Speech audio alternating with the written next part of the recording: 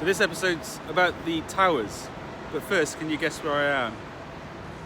I'm at the Porsche Museum in Stuttgart. Strangely, they didn't want to engage with me on the bolt topic, about drilling the bolts out in the towers. Yeah, so the main problem with the towers was to get the Swarf out from drilling them out, which is a real pain. And then I think they went back together again reasonably okay. So let's see how we get on. This is the machine. Right. Here's the cam tower. Twists. Ooh. Ooh, that's nice. That's nice. It's like they're all nice, freely moving. I mean, this side, I think I had less worries about. But of course, all these have got to come out because I got all that bloody Swarf in there. Anyway, looks okay. The oil holes cleaned out when I clean it.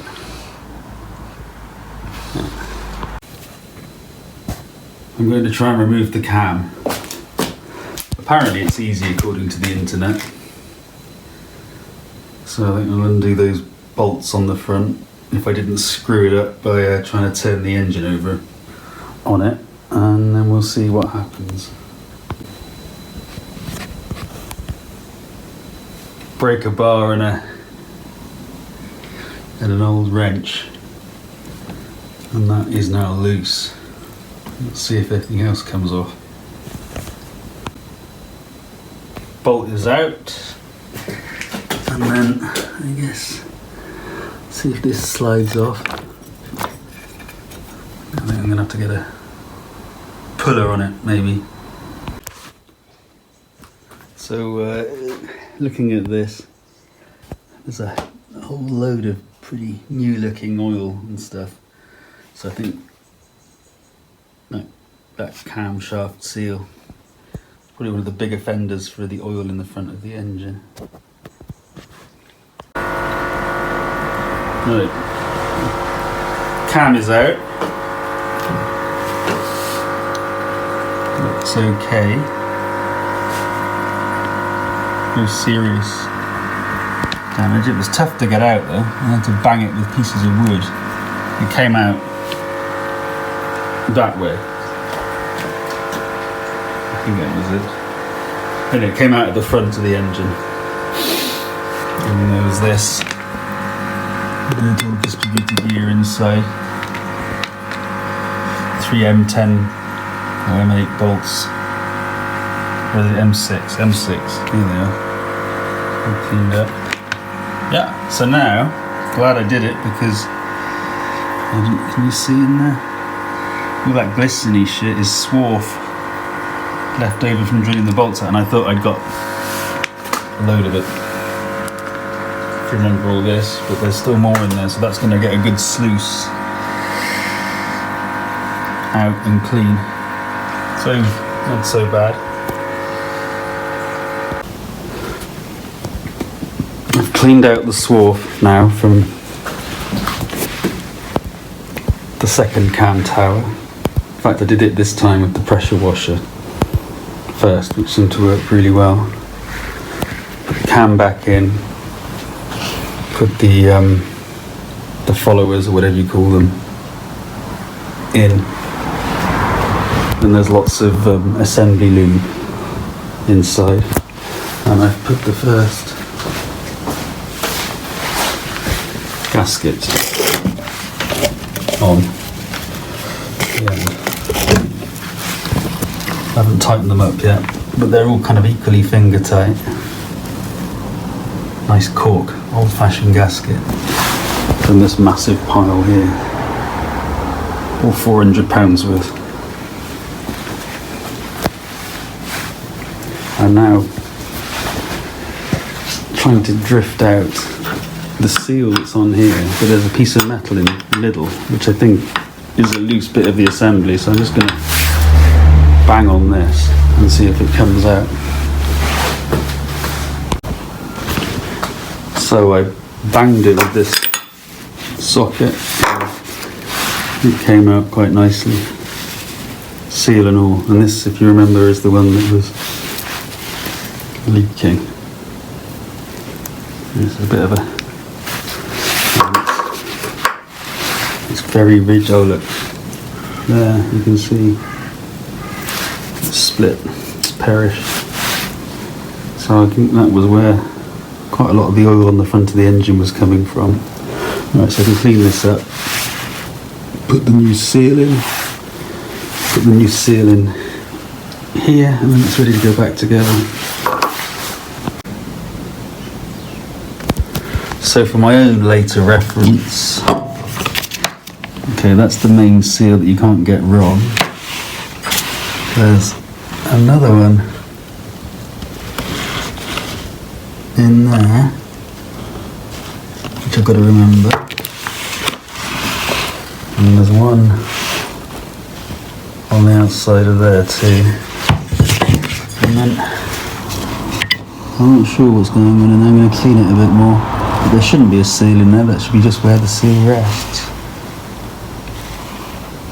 We shall see. By a process of elimination, I've figured out from that massive gasket set which one is which, I think. So that's the that main seal. This one, it's gone, honestly, it's so rigid. There's an O-ring, there's only one O-ring type in the packet which matched it, so that's good. And then this one here, if you look at the profile, I guess that's 40 years of being compressed.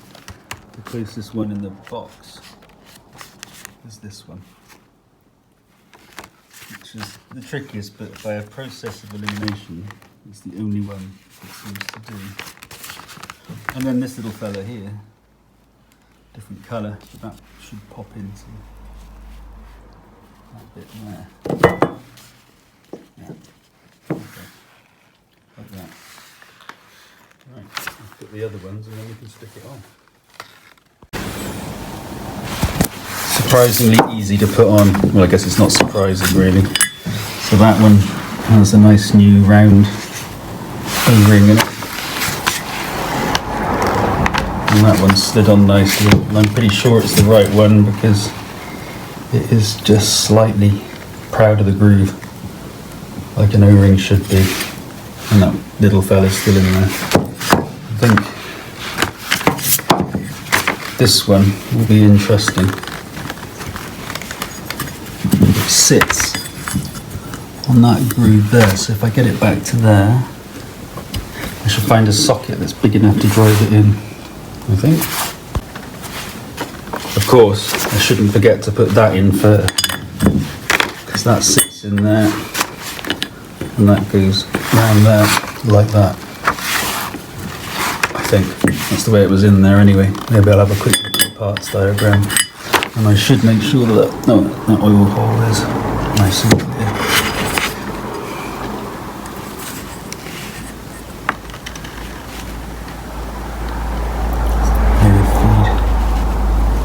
Right. In the end, it went in using my fingers. I remember to put that in, kind of floating around a little bit, I guess, to lock onto the end of the camshaft.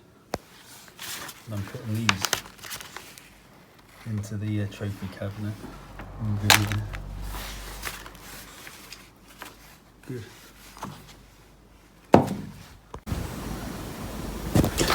Halfway on. Getting this onto the shaft wasn't easy. The O-ring is quite nice, I guess, that the O-ring is working in this circumstance. It's quite tough to get this inner piece over the O-ring inside that piece. Let's hope there's not too much trouble with this one. I'm just gently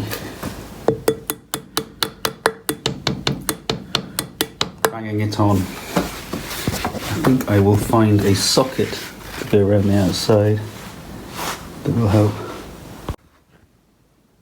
One thing I need to check is which nut goes where, because there's two lengths that came off and I didn't note them.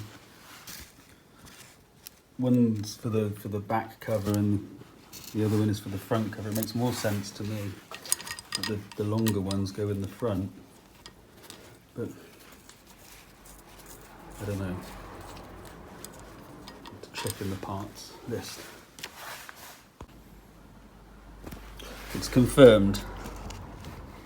Those are 9A in the parts list and they go on the back. These are 9 and they go in the front. 25mm versus 22. Right. So that's one, the easy cam tower. Complete. New seals all the way through. Note to myself that I need to do the talking thing on these ones. Those ones aren't so critical because they bottom out. But these ones, there's that cork gasket, which I'll have to be a bit careful of. Anyway. Fewer seals on the distributor side. And interestingly, well, I guess it's like kind of interesting, but that seal's the same colour, and I think it was probably replaced at some point, and it's still in pretty good nick. That one is also in better nick. It's taken a set, but yeah. And that fella there looks the same as the other one. So yeah, these three are going in and then on. Very nearly screwed up there. Should have looked more closely at the parts diagram. So of course on the other side there's this spacer ring and it does have a seal inside, which I've now removed, and it's a good job because it's super brittle. So this wasn't changed when those other seals were changed. So I'll get one of these out of the packet and yeah, we should be good to go. So for future reference, what did I do? I put the little ring on that goes on the end of the cam that spaces the distributor drive gear, put the distributor drive gear on. I then put the spacer ring on with a new O-ring, and then I used the pulley to pull the cam forward to get the key back in because it got pushed to the back, and now it's on. It's got nice smooth operation. So yeah, I think we're good to go. That's done. I've just got to remember when I do the final assembly is to torque those nuts up. I need to go and look that up and see if I've got a torque wrench.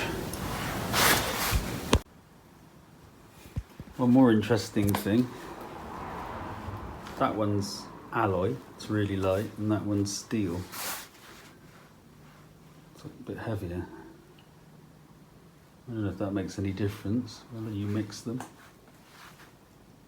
Anyway, something to think about.